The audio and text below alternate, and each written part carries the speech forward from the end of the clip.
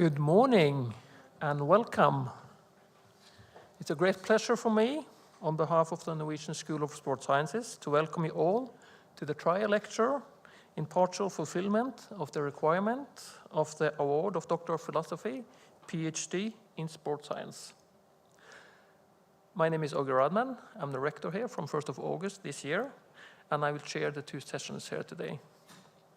In particular, I would like to welcome the members of the examination committee, Professor Olivier Sen, Norwegian School of Sports Sciences, and Professor Emerita Eva Blomstrand, the Swedish School of Sport and Health Sciences, Gymnastik och idrottshögskolan, Sweden, first opponent, and Professor Mark E.T. Willems, University of Chichester, United Kingdom, the second opponent.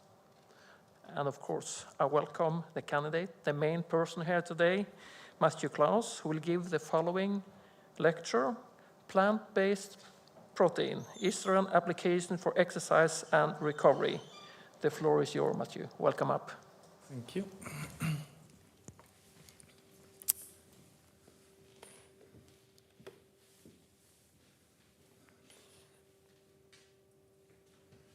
Thank you. So I'm honored to present my trial lecture titled Plant-Based Protein, is there an application for exercise and recovery? Here is the presentation roadmap for this trial lecture. So first I will begin with an introduction that provides an overview of plant-based protein and the growing interest in it.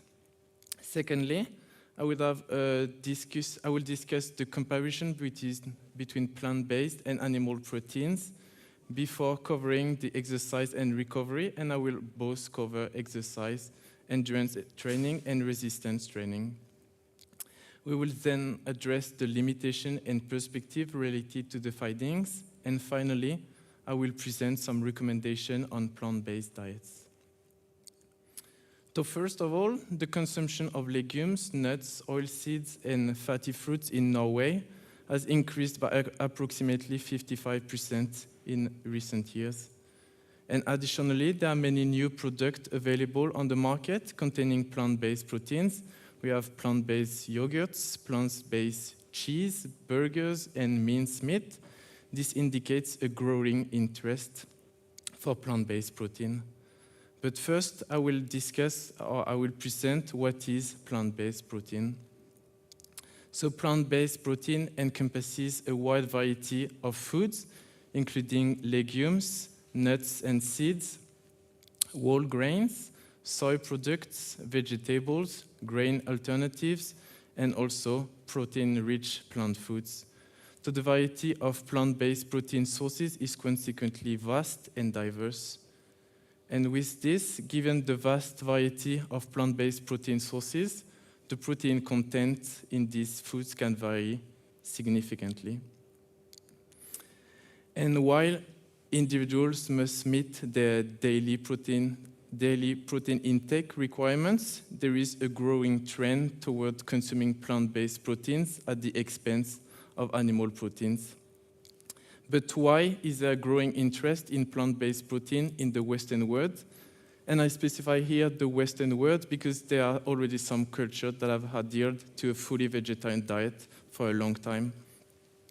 And the first reason for this trend is the exposure to global cuisines, which encourages people to explore culinary specialties and ingredients from other cultures, and consequently from these cultures which are vegetarian already.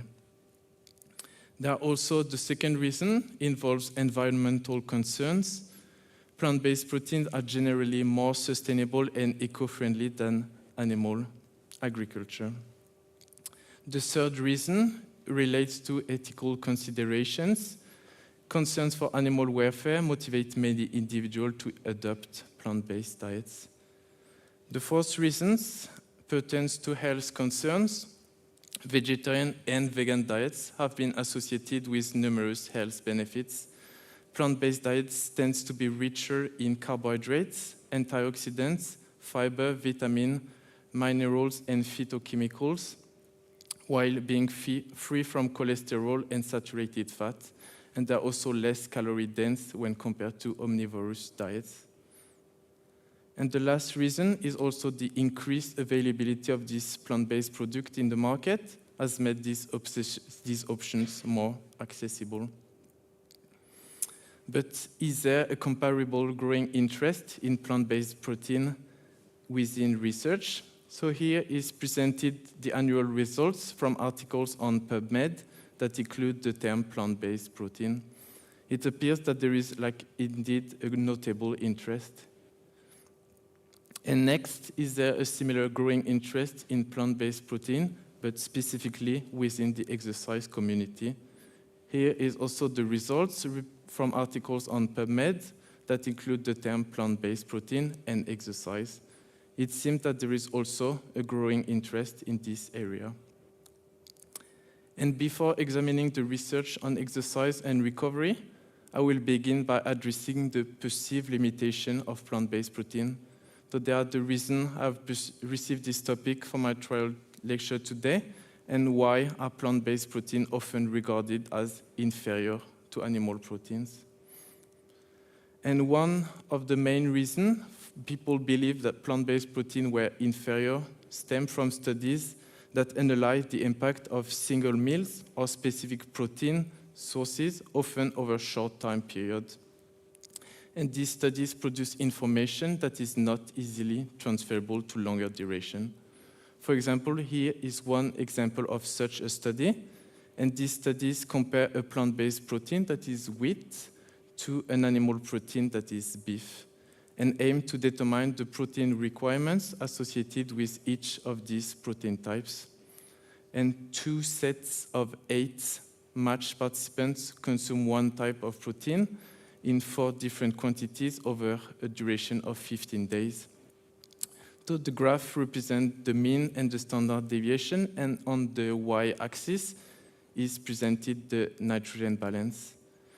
So before interpreting the difference, I will describe the nitrogen balance method to understand it a little bit better. So the nitrogen balance is the gold standard method used to determine protein requirements. The concept is kind of straightforward. Nitrogen balance equals the total nitrogen intake, so the nitrogen obtained from dietary sources, minus the total nitrogen that is excreted from the body.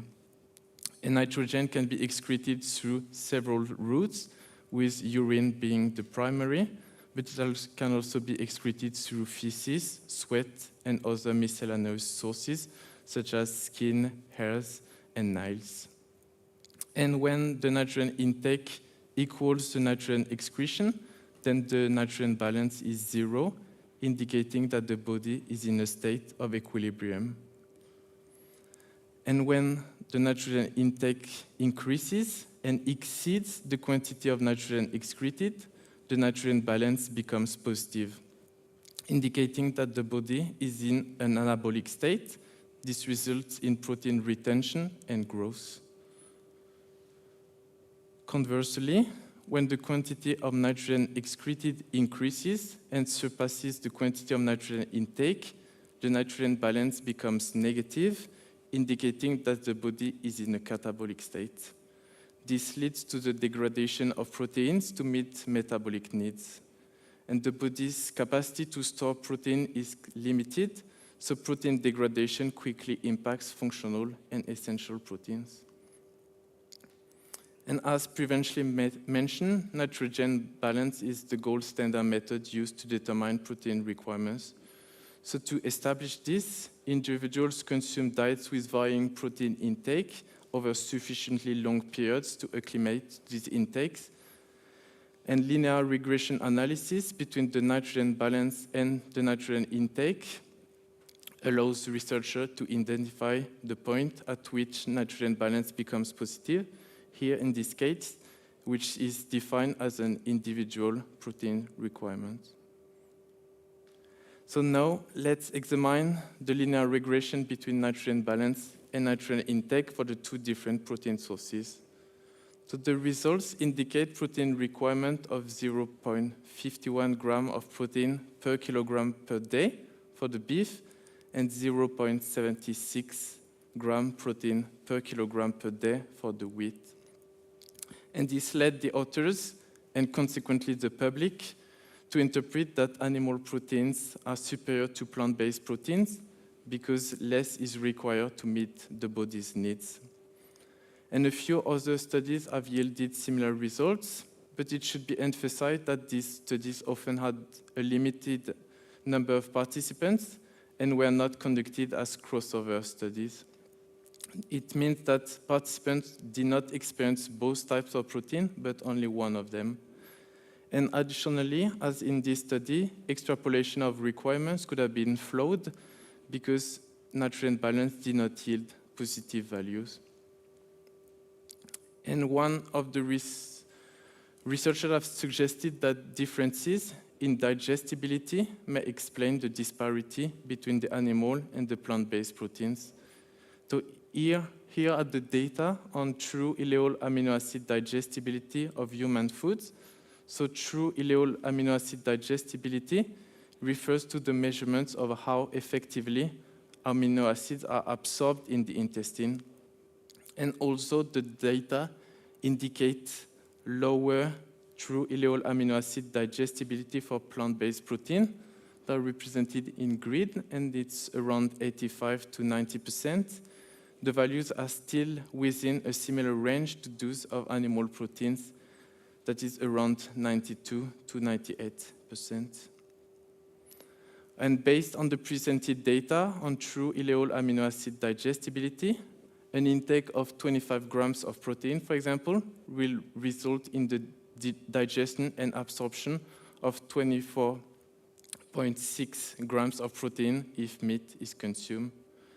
In contrast, if wheat is consumed, only 22.4 grams of protein will be available in the body for protein synthesis. So it's a difference of 2.2 grams of protein or 0.35 grams of nitrogen.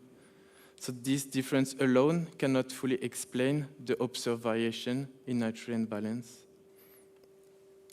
Another factor that could explain the difference in nutrient balance is that only one type of plant-based protein was utilized in these studies. Not all protein sources contain the same digestible quantity of amino acids.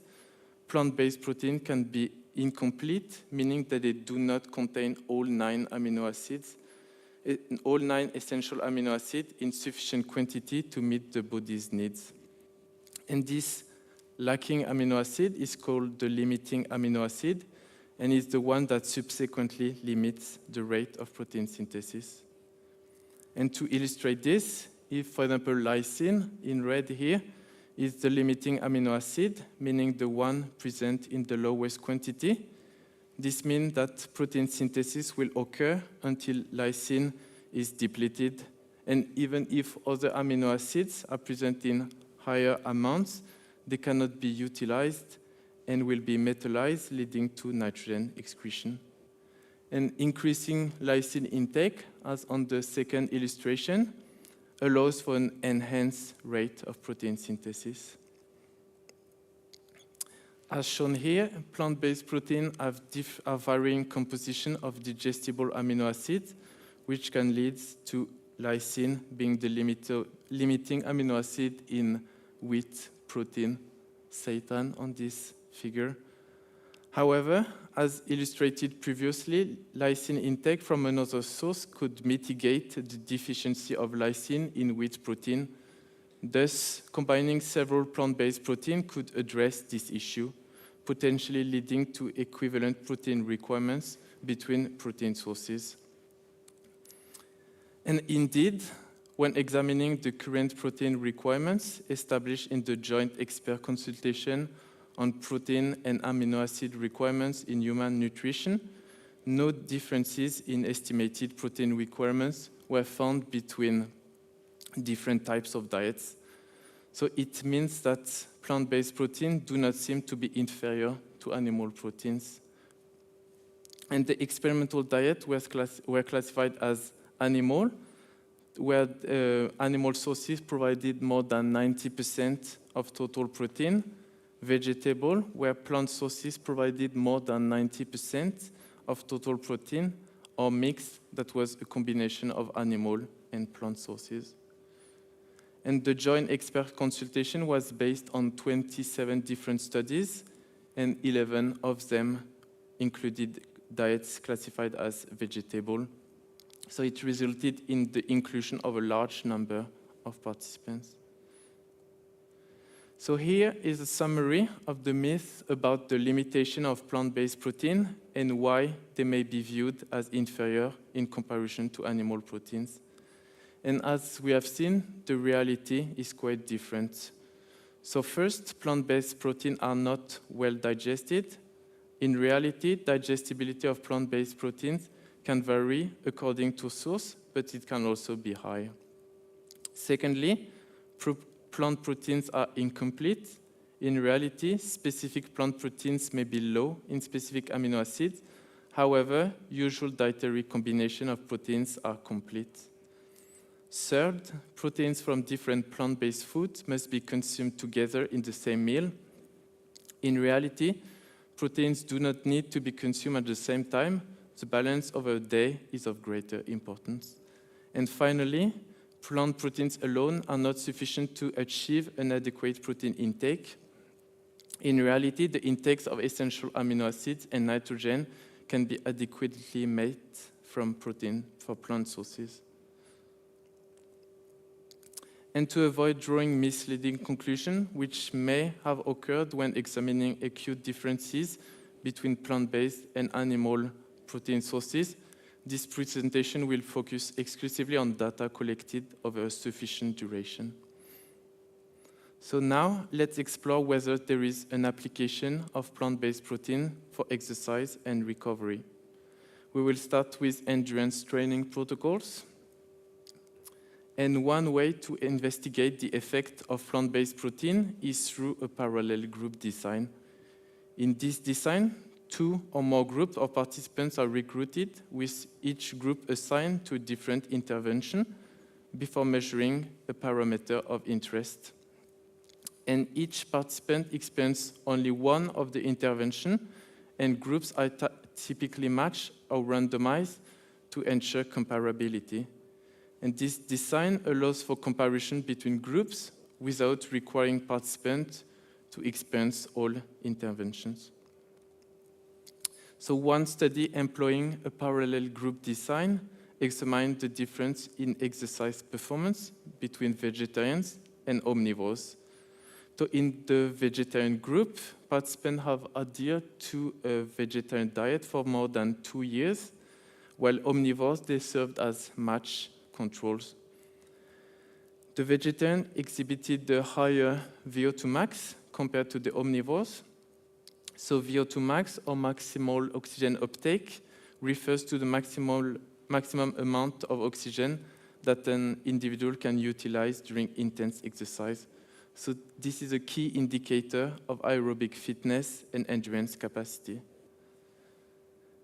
However, interpreting the difference in VO2 max is complicated by the fact that body mass varied between the groups. Vegetarians were lighter. And these differences in body composition were accompanied by variation in the dietary profile of the participants. Vegetarians consume less proteins than omnivores, but more fiber and carbohydrates. And this pattern is consistent across several studies.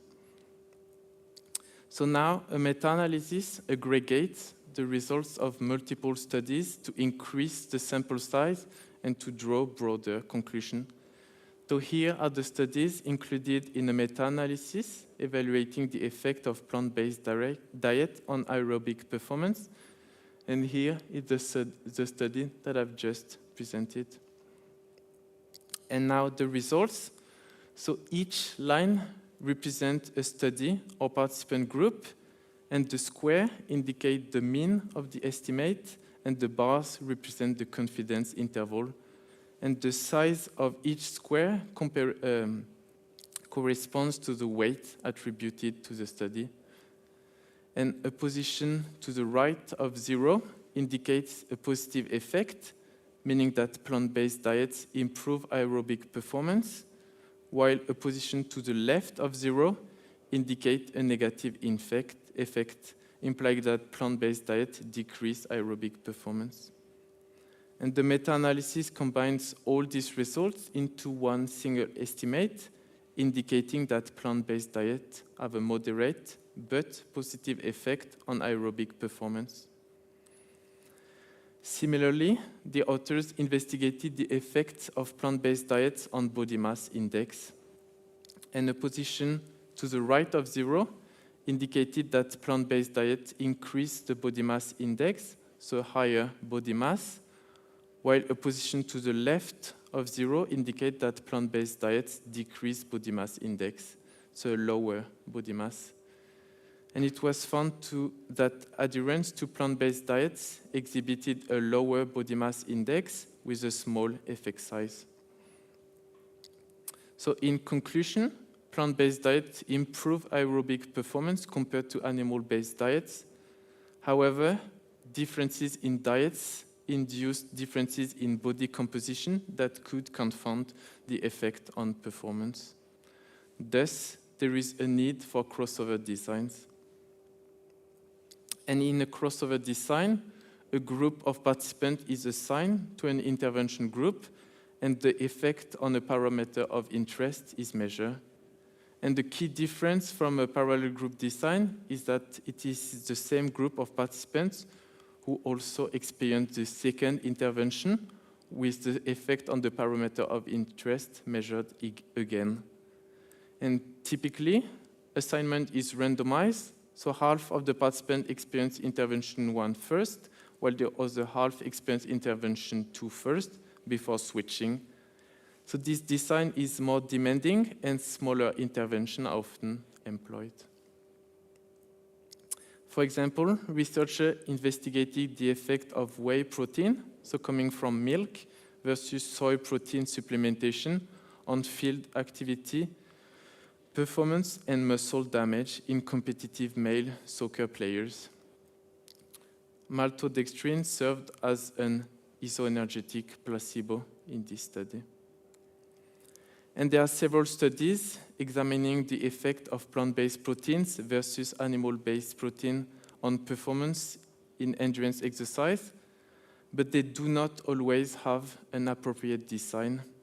So I decided to present this study because of its well-constructed design.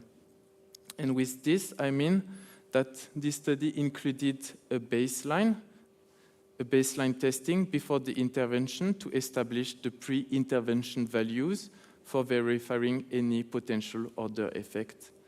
There was also a 1-week adaptation period for protein intake without consuming the supplements, which provide adequate time to adjust to the new protein intake. There was then a 1-week preloading phase with supplementation, but without performance measurement to ensure that only the long-term effect of the supplements that were assessed. Finally, 3 days of measurements for the parameter of interest, with performance evaluated during 2 speed endurance training sessions separated by 1 day off, where the main parameter was the change in performance between sessions 1 and 2. Finally, there was also a 1-week washout period to mitigate any other effect before starting a new intervention. And an important aspect of this study design was ensuring equal energy intake across all conditions, and this was achieved. This is crucial because differences in energy intake can lead to variations in protein metabolism. And the only difference was the protein intake between the placebo and the protein supplementation intervention, with the same protein intake between the protein supplementation interventions. So now the results. Protein supplementation interventions led to a lower percentage of change between session 1 and session 2, that was 2 days later, in maximum speed, high-speed running, and high-intensity running and high-speed running compared to the placebo group. This indicates that this intervention improved the recovery of high-speed parameters, and there was no difference observed between the 2 protein sources. 24 hours post-load, performance in the 10-meter sprint had deteriorated, but it was only observed in the placebo group. They had, lower, the time was not so good in the placebo. Ingestion either whey or soy protein supplements mitigated the decline in field performance. And this study also included several markers of exercise-induced muscle damage.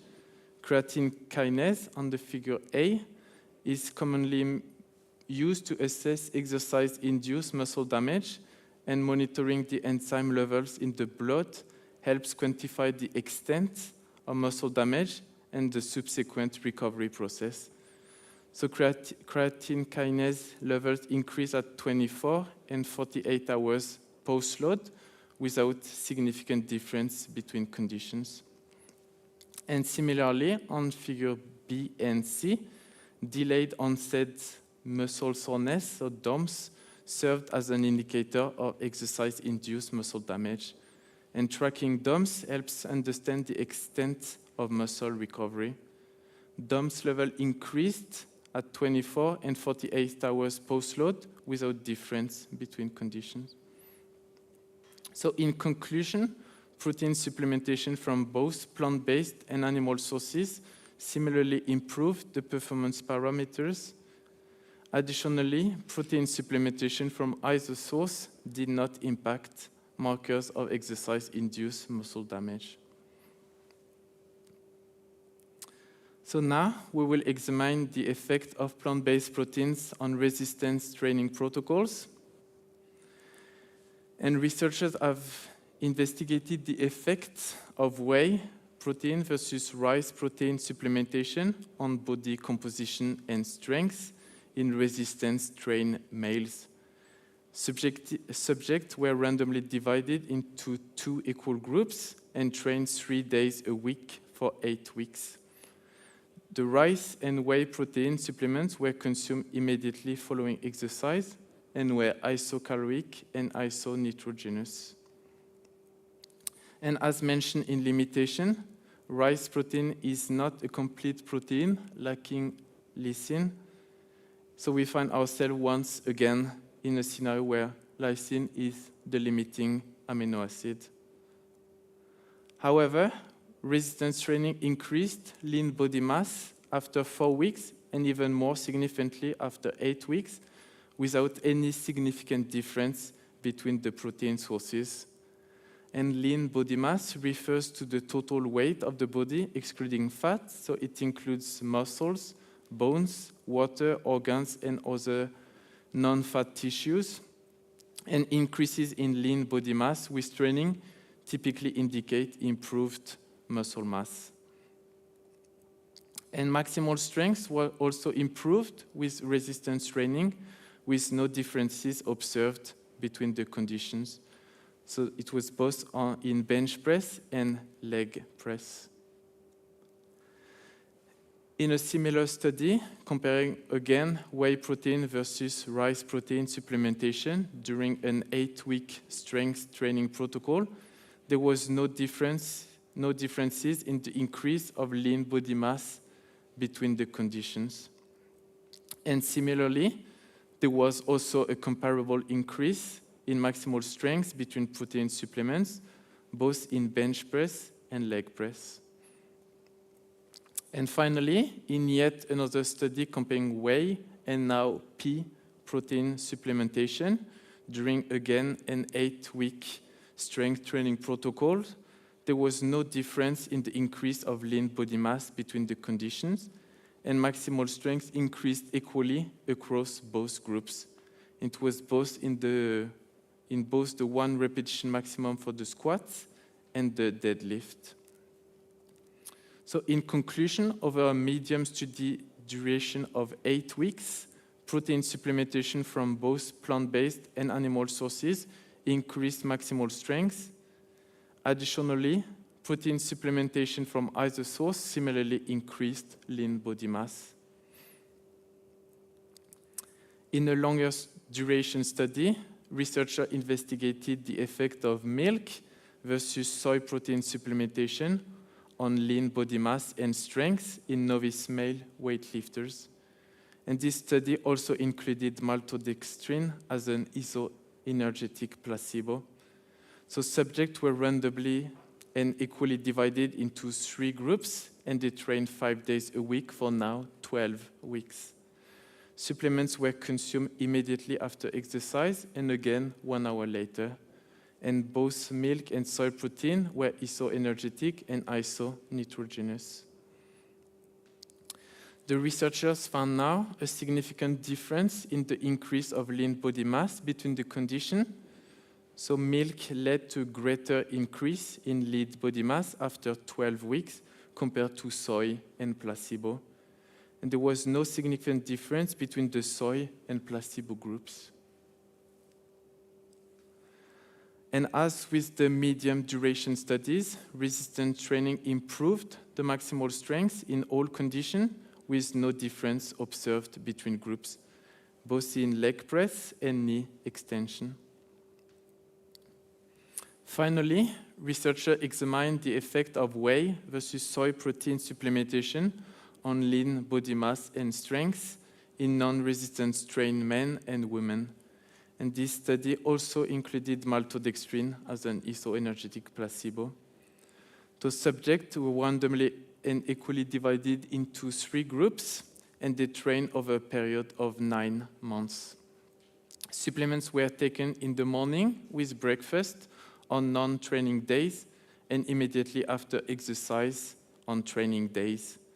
Both whey and soy protein were isoenergetic and isonitrogenous.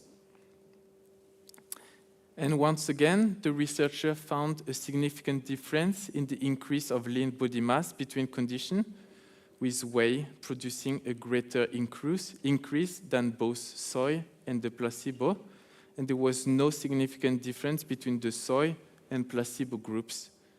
And the results were consistent after 3, 6, and 9 months. Finally, resistance training improved maximal strength in all conditions, with all groups showing increases from baseline, but without any significant differences between conditions. So here I presented the delta value from baseline.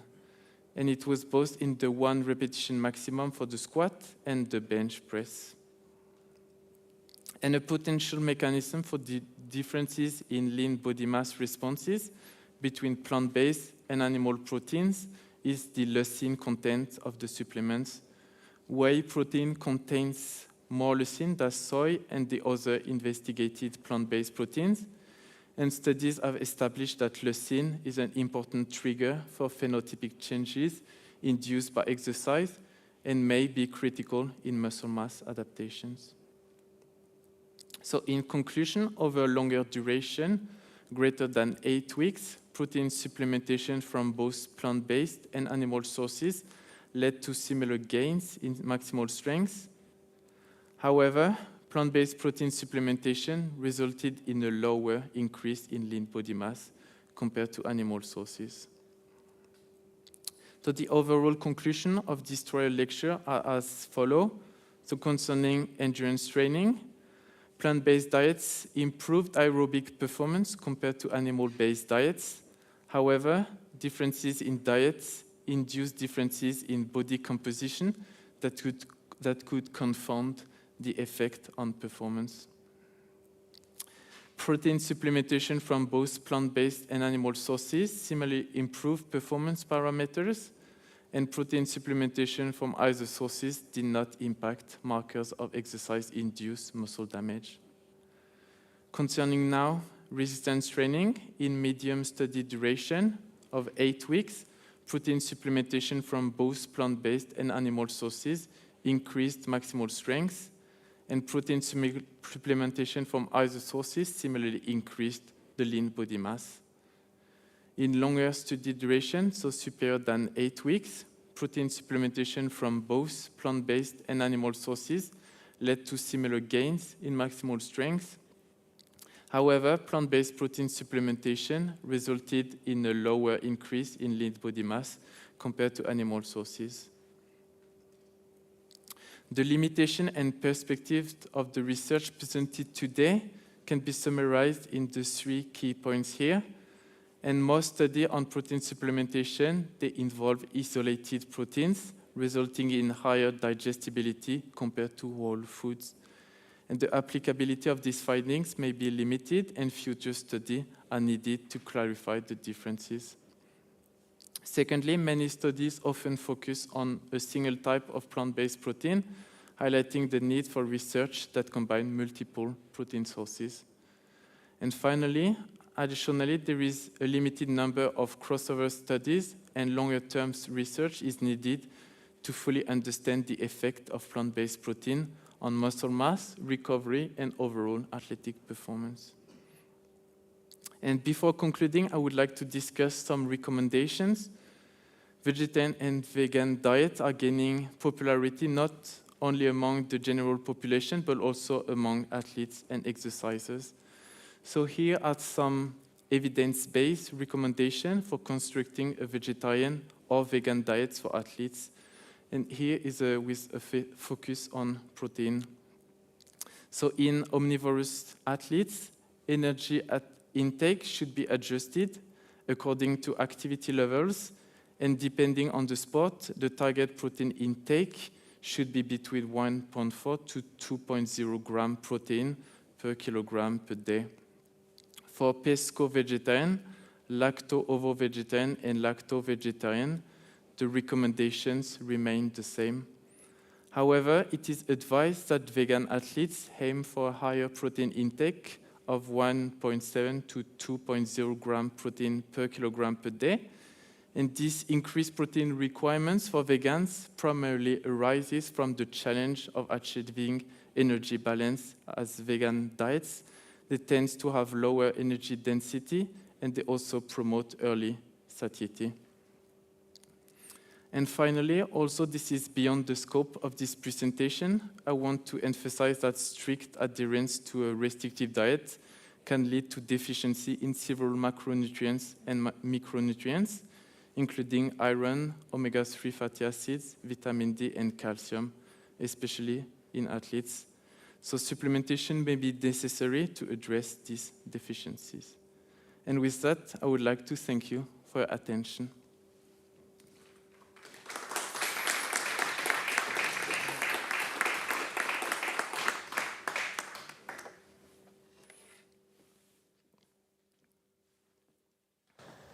Thank you, Matthieu, for a very informative and interesting lecture. We have a few minutes left, so I ask the opponent, Eva, maybe you have a question for the trial lecture? Yeah, first, thank you very much for a very clear presentation.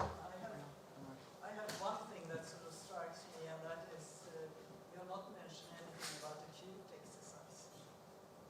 One session. Yes. You don't do it? Yeah, No. okay. Did you hear it clearly? Yeah, yes. Yeah, because there's a big difference when you measure acute exercise. Sorry, Eva. No, it works. It's a big difference when you measure acute exercise compared to long-term training. Yes, absolutely. And if you measure acute exercise, you see more clear differences. Yes. In favor of whey protein, for instance, as you showed in the long-term in the study. But isn't there a problem with long-term studies? Yes, so that's why I also focus on only one part, because, for example, in the resistance training protocols, if there are some studies looking at, for example, one acute exercise and then consuming other plant-based or animal protein in recovery, and then they found, for example, higher protein synthesis with the animal-based protein than the plant-based proteins. However, some studies have tried to make like the junction between this acute and the longer one, and sometimes these short or significant differences in acute effect, they were like not translated to longer effect, as we can see, for example, with the lean body mass or the maximal strength, that these really acute changes can be some true effects, but there can also be some limitation also with the methods, and then we are able to measure these differences. And as I've also mentioned in the perspective, some of these studies also include often one type of proteins. And as I've discussed, the plant-based protein, they tend more to be incomplete rather than the animal proteins. So then, using one type of this plant-based protein can lead to limiting or some amino acids that are not present, and then limiting the response in protein synthesis. So that's why maybe we see an effect acutely. But then, as the duration is longer, people combine several types of proteins, and then the one that were limiting, then they got from other sources, and then these differences maybe vanished because of this. And my point is actually, do you really think that you could control a group of subjects for 8 weeks with diet, physical exercise, training, and everything? I think that's more or less, that's not possible, I think. Or it's extremely difficult, and I don't think that's why I think that the acute exercises has a value, and the long-term exercise, I'm not surprised that you don't get differences, because it's so difficult. Yes, absolutely. I think the studies on vegetarian diets versus omnivorous diets are also really interesting, because then people tends to stick a little bit better to their diets, because it's often a choice. But that's true that there were some difference, for example, in dietary intakes. They tend to eat less protein and more carbohydrate with the vegetarian diet, and then they tend to have lower weight or different body composition, so then the performance was also not easy. And you also have the difference between the groups. Yes. I mean, crossover studies is not possible to do when you have training. Yes, absolutely. But I agree that the studies you had on endurance exercise are interesting when you compare vegetarians with people eating meat-based proteins. Yes, so I and think also that is interesting. But sort of in general, the long-term studies very rarely see a difference that you see acutely. Yes, and also I should mention that the long term, they were like protein supplementation, but they ate like their diets, and that they got this protein on top of their diet. So also they could also have different diets. Yeah, So thank you. Thank you. Marcus. Actually, I think you can save your questions for the dissertation later on, because now we are running out of time. So thank you, Eva, and we're really looking forward to continue the discussion. Thanks to you for an excellent trial lecture. And I invite everybody to return to this auditorium at 1 p.m. Provided that the examination committee finds the trial lecture acceptable, the candidate will then defend his thesis investigating the effects of endurance exercise on protein metabolism, with a specific focus on urinary nitrogen excretion. Thanks to you, Matthieu, and thanks to all, and see you again at 1 o'clock. Thank you.